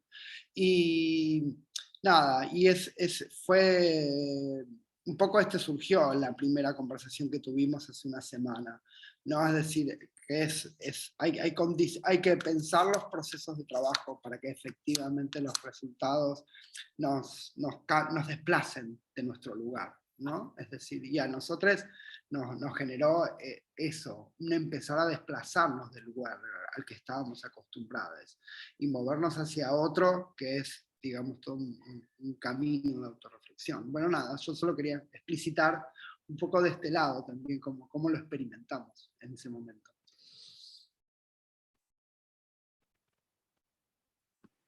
Sí, totalmente. Creo que digo, ahí está esta tríptica, ¿no? de otros colectivos. De hecho, Escritores Villeres es un colectivo bastante joven, de jóvenes que escriben, y nada, como la experiencia en el Palais, nosotros pudimos vivir de costado con ellos, para ellos fue bastante transformadora. Fue un puntapié que les habilitó otros nexos, ¿no? Digo, a otras exposiciones, crear gráfica, crear contenido. Creo que también es eso, es como la habilitación de decir, bueno, nosotros existimos, podemos equivocarnos, ustedes también pueden en ese, y nada, básicamente que entendemos que por lo menos es el estadio en el que podemos intentar acceder al antirracismo en el momento social en el que estamos. Entiendo que está Nico y Mónica, no sé si quieren, quieren habilitar el micrófono, como, no sé, Ana, ¿qué pensás? Sí, podemos compartir el espacio, también abrir a preguntas, comentarios.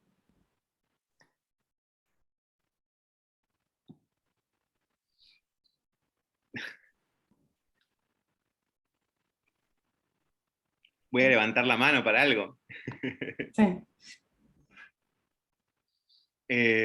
No, bueno, qué sé yo, decime, no, por favor. No, iba a decir que podemos pasar a comentarios, preguntas. Sí, totalmente, totalmente.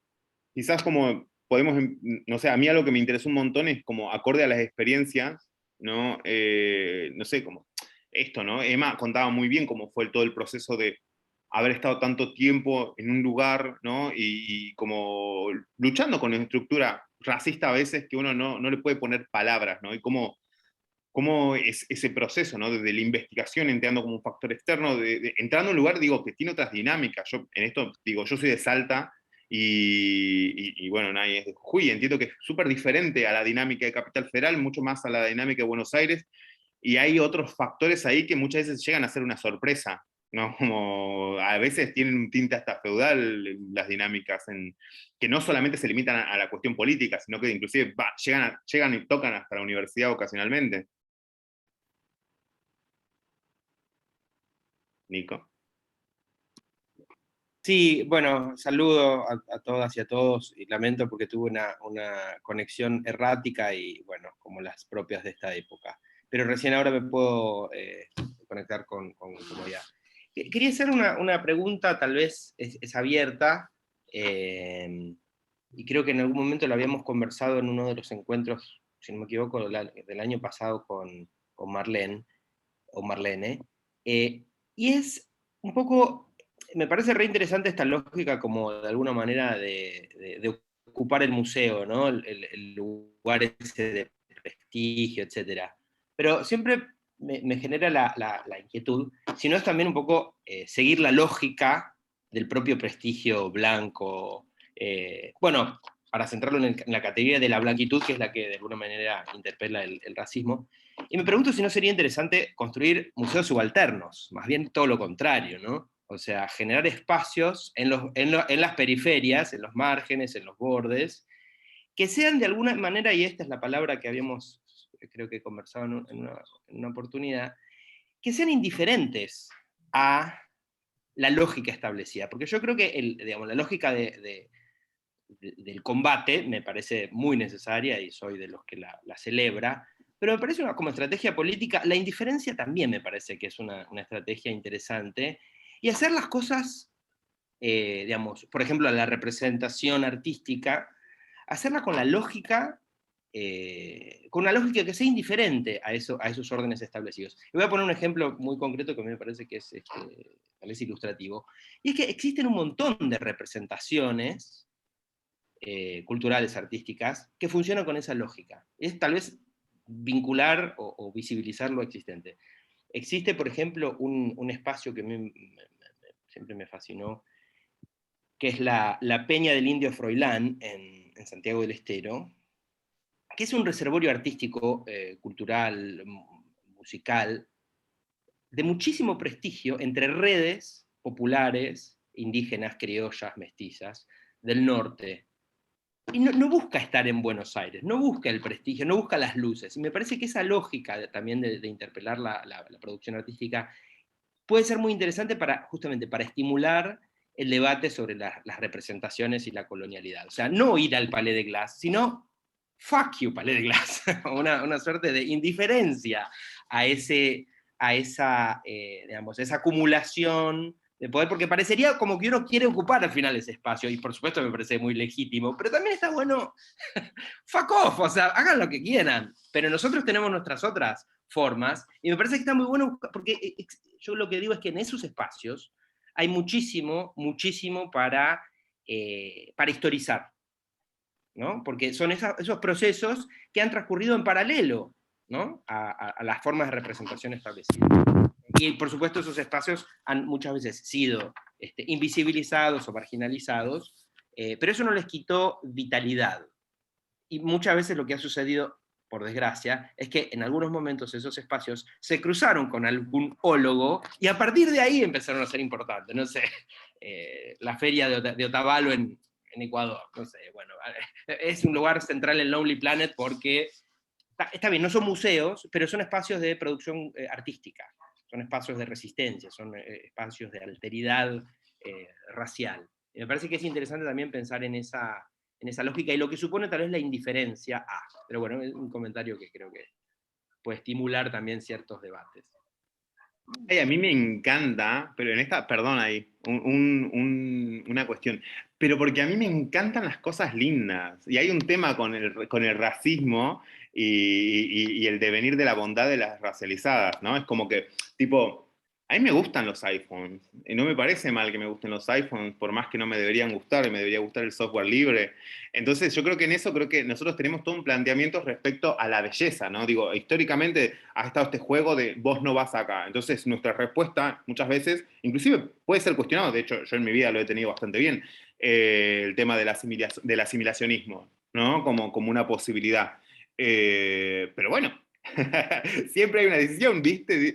En la viña del Señor hay de los dos. Yo creo que en este sentido, yo coincido mucho en el tema de crear nuevas formas de museo. A mí no me parece nada mal, me parece genial la opción. Pero bueno, claramente acá empieza el problema real, el financiamiento.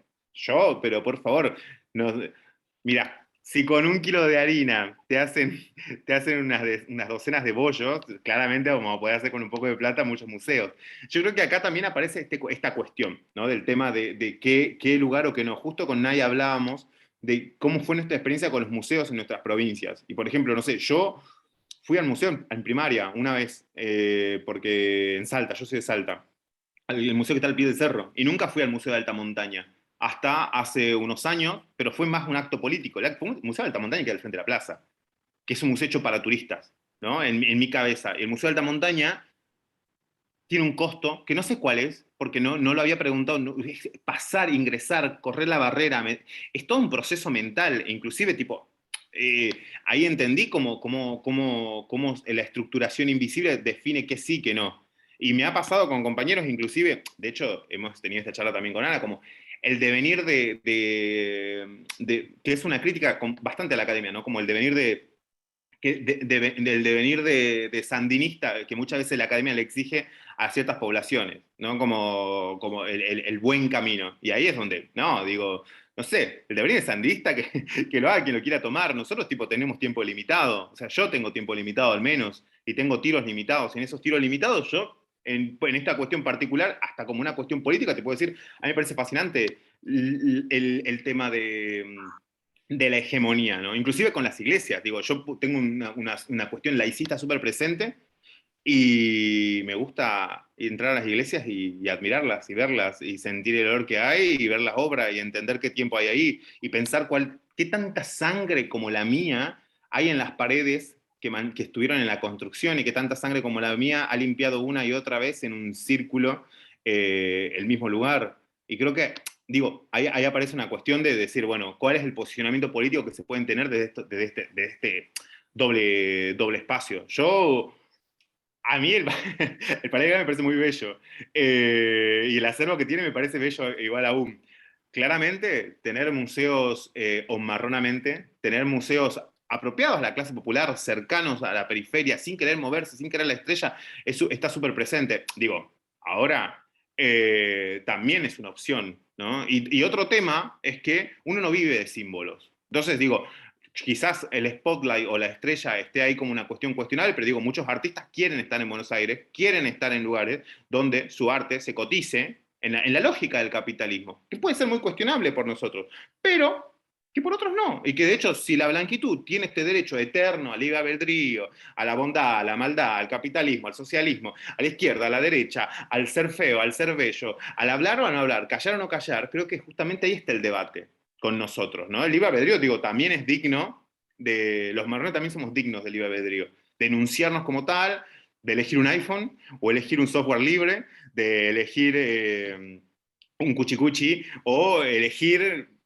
algo más posh, creo que está en ese doble juego. Y qué mejor que en las lógicas de provincias, donde está súper definido el deber ser, donde está súper definido cuál debería ser la aspiración intelectual en clave de clase media y cuál es la aspiración intelectual correcta en clave de contra clase media y contra hegemonía.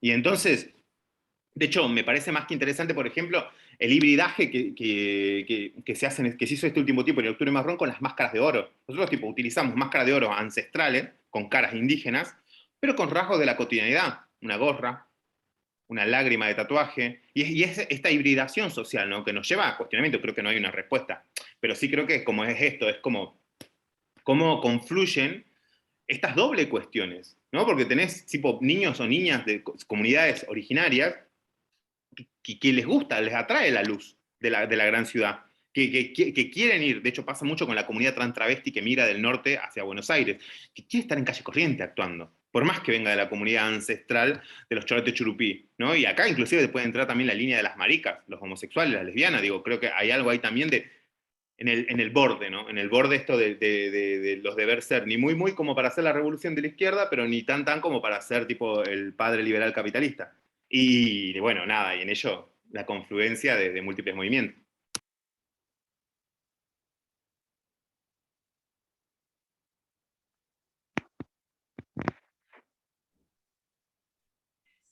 Emma había levantado la mano. Sí, nada más que quería agregar lo que decía Nicolás, de que aquí en la comunidad uno de los que colaboró con nuestro libro y lo que sigue colaborando siempre con nosotros, el hermano Romualdo Diarte, empezó con el tema del museo, exponiendo su instrumento que es el indiqué, que es un instrumento antiguo de una sola cuerda, y está armando el museo, pero cuesta muchísimo, como todo, eh, cuesta legalizarlo, como, no sé cómo decirlo así, de esa forma, pero él lo está armando dentro de la comunidad Mancón, que va aquí de ciudad, que va a 15 kilómetros, y bueno, me gustó la idea que él propuso de hacer un museo en su espacio, está haciendo el espacio ahí lentamente, pero va. Así que me recordó eso lo que dijo Nicolás, hacer en su comunidad, en su lugar, en su barrio. Está linda la idea.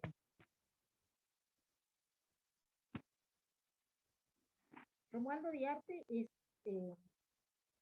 un profesor Convec. Él está trabajando en la escuela primaria, en la secundaria y en el nivel terciario. Está dando música. Él se recibió de músico en el ICER, en el instituto, y después se volcó en investigador de la cultura POM, sobre todo el campo POM, colaboró con nosotros en el libro, mucha gente de ese libro, pero también hay otro libro que se llama Lampón, que también volcó ahí sus conocimientos de música. Disculpa, Emma, no sé si a ustedes les está pasando lo mismo, pero se escucha muy bajito. Ajá. Más entonces. Ahí Bueno, está perfecto. sí, nada más que eso. Romualdo Diarte es un músico y bueno, hace poco entró le ofrecieron horas cátedra en el tercer nivel de música y bueno, estuvo haciendo todos los contenidos, estuvimos conversando cómo iba a hacer todos los contenidos para esa carrera y bueno, es un gran maestro.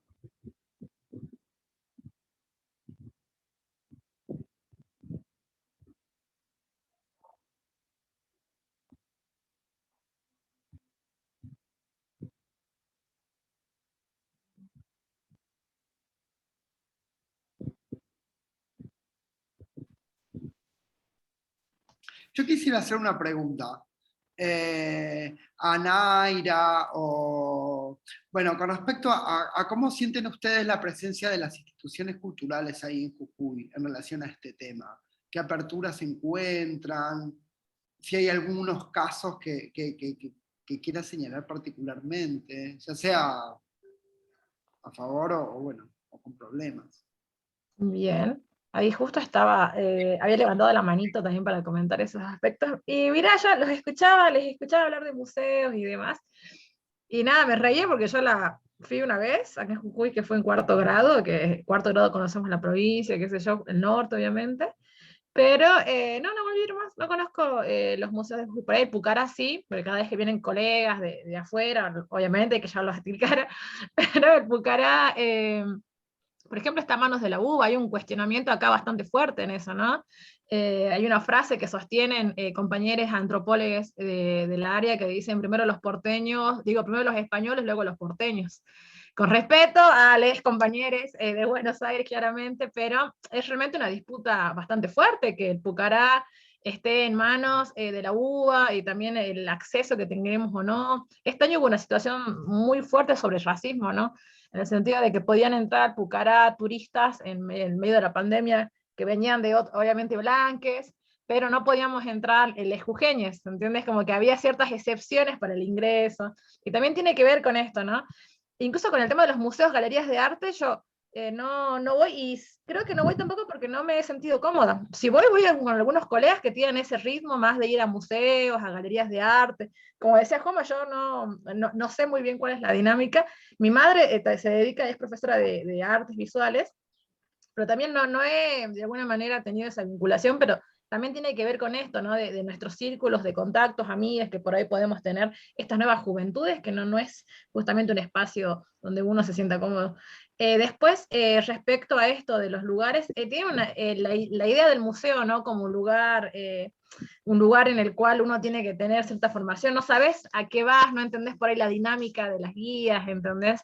Y me siento más cómoda, yo sí hago lo que dice Joma, yendo a las iglesias, ¿no? Me siento mucho más cómoda yendo a las iglesias, mirando, creo que por lo menos acá en el norte, acá en Jujuy, Salta, encontrás gente como vos, ¿no? Que está ahí en las iglesias, sosteniendo los espacios muchas veces, que podemos cuestionar o no eso, pero nuestra gente muchas veces está ahí, acá tenemos un montón de festividades con las vírgenes y demás, y uno lo siente más popular, lo siente más propio, nos hemos logrado apropiar desde otro lugar. Obviamente iglesias de barrio, no las grandes catedrales, ¿no? Pero creo que desde ese lugar sí. Pero insisto, en estas temáticas del patrimonio, en estas temáticas de sostener la cultura, muchas veces de cuidarla, protegerla, creo que estamos logrando, les marrones, estamos logrando egresar de algunos espacios, tenemos formación, y podemos también hacernos cargo de estos espacios, ¿no? Podemos sostenerlos desde una mirada que sea de alguna manera más cómoda. Incluso hace poco hicimos una actividad en Culturarte, que es un centro de cultural acá de San Salvador, que sí lo conozco, he ido, creo que fue la tercera vez en mi vida que fui, pero se generó algo muy lindo, debido a que como era, la actividad era Les Marrones, era justamente en el Octubre Marrón, hay un compañero que estaba ahí como DJ, que él solamente va a poner música de DJ, y el debate era sobre el racismo, y estábamos charlando en el conversatorio, y el pibe se sintió sumamente cómodo para levantar la mano y contar que su familia era cruz, pero que todo el otro linaje, toda la otra rama eran mamanís, y que él, a partir de la charla que habíamos tenido, por el lenguaje sencillo con el que debatíamos, por la práctica concreta de las cosas que él vive día a día, podía analizar cómo su familia, por ejemplo, decían esto: menos mal que somos cruz y no mamaní. ¿Se entiende? Acá también hay todo un tema con la cuestión del mamaní, hacemos chistes y demás, pero es diferente cuando el chiste sale de nosotros, marrones, a cuando sale de blanques, ¿no? Entonces él se cuestionaba incluso el mismo racismo, y dice: yo soy marrón y me cuestiono esto, y me acabo de dar cuenta hoy que soy marrón, y hoy me doy cuenta de las prácticas racistas que tienen mi familia, y me siento cómodo hablando con ustedes, ¿entendés? Que más allá de algunas cuestiones, había compañeras que éramos académicas, había compañeras que eran artistas, más allá de eso, creo que eso genera que ocupen los espacios les marrones, ¿no? Que uno se sienta como un lugar como tan... esta cuestión de la cultura y demás, de lo que es estos pisos encerados, brillosos, blancos, de espacios culturales, y donde una vez no se siente parte, y mucho menos para levantar la mano y hablar, ¿no? Entonces creo que es... Y por ahí, acá en Jujuy, las compañeras de Identidad Marrón sostienen muchísimo, y yo las admiro, la verdad, un montón, el tema de los espacios que ocupan las actrices tanto en el teatro y en el cine, ¿no? ¿Qué lugar les queda a los cuerpos marrones, ¿no? Somos extras, ellas son extras, o nunca puedes ocupar un lugar de protagonista, y si es un lugar de protagonista es la típica niña de Tilcara perdida, enamorada de un blanque que vino de hippie para acá, ¿se entiende? Entonces creo que eso también es importante. Tuvimos un debate interesante sobre, bueno, entonces nadie puede representar a nadie, hay algunas personas que pueden, o sea, ese planteo ellas las van a decir mejor, algún día se las quieren invitar Saris, y después también Flor. En ese sentido ellas decían esto, les manifestaban que, claro, entonces si yo soy blanca, yo no puedo hacer una actuación de indígena porque eso es racista. Y claro, el planteo también era, no es ser policía de quién hace apropiación cultural o no, no es la idea, sino plantear el debate, pero hay que poner a la mesa que hay cuerpos que son más versátiles que otros, ¿no? O sea, hay cuerpos para que aparentemente pueden ir de un lado al otro. Mis compañeras no podrían actuar y ser protagonistas de la representación de Eva Perón, no podrían, pero sí hay actrices blancas que pueden pintarse la cara, con lo que implica pintarse la cara, para actuar como si fueran jujeñas, para actuar como si fueran indígenas, ¿se entiende? Yo creo que esto también es comenzar a trazar e identificar quiénes son les marrones, les indígenas, les afro, que tienen la formación, que tienen los conocimientos, los saberes, no solamente desde los títulos, ¿no? Pero comenzar a permitir que ocupen los espacios que les corresponden y que a los que históricamente nos han excluido, ¿sí? Así que bueno, yo también me retiro, dejo ese comentario allí. Ahora tenemos otra actividad desde la UNJU, que es el cierre del Octubre Marrón, que lo estamos haciendo en la FIX. Y bueno, como son todas estas actividades, soy organizadora, técnica, moderadora y gestora, así que les dejo el link en el chat por si quieren participar, y también me retiro, ¿no? Así que muchas gracias a todos por el espacio, y prometo la próxima vez aprender a pronunciar. Igual lo escuché mucho, el Palais de Glass, bueno, lo mejoraré. Yo también. A mí me costó también, a mí me costó un montón. Claro, así es que difícil. bueno. Es difícil. No sé si iría si estaría en Buenos Aires. Igual Buenos Aires es como mucho movimiento. Pero fui una sola vez, así que les dejo acá y bueno, ya me retiro. Muchas gracias a todos, ¿no? Gracias.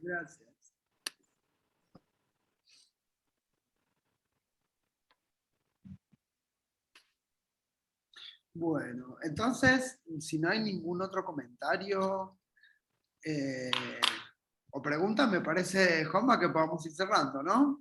Pero por favor, sí, totalmente. Agradeciendo a las personas acá presentes, agradeciendo la charla que hemos tenido, y claramente la articulación al Palais eternamente, al Palais de Glass y a FEA. Bueno, yo a ustedes, porque la verdad es que en este intercambio las que estamos ganando somos nosotros, realmente. Muchas gracias, Fea, Joma. Gracias. Muchas gracias. Gracias por la invitación. Queremos merienda con Emma. Ahí estoy sigo todavía grabando, pero hay que hacerlo en vivo ahora porque esperemos que se pueda volver de nuevo cuando pase todo esto y nada, y eso. Reuniones. Muchas gracias. Gracias. Gracias, Emma. Bueno, Soledad, Lucre, Pablo. Muchísimas gracias, Feda. Chao, chao. Realmente. Y celebrando estos espacios, ¿no? Esta apertura de todos estos espacios en los museos, ¿no? Y el Palais de Glass, sobre todo. Muchas gracias. Rehabilitar estos espacios es muy importante. Sí. Le podemos poner palais con acento, así es más fácil, lo tachamos, ¿no? Escribámoslo todo, por favor. Reescribamos la historia. Gracias. Hasta luego. Hasta luego. Chao, chao. Chao, muchas gracias. Gracias por todos, gracias a todos. Gracias.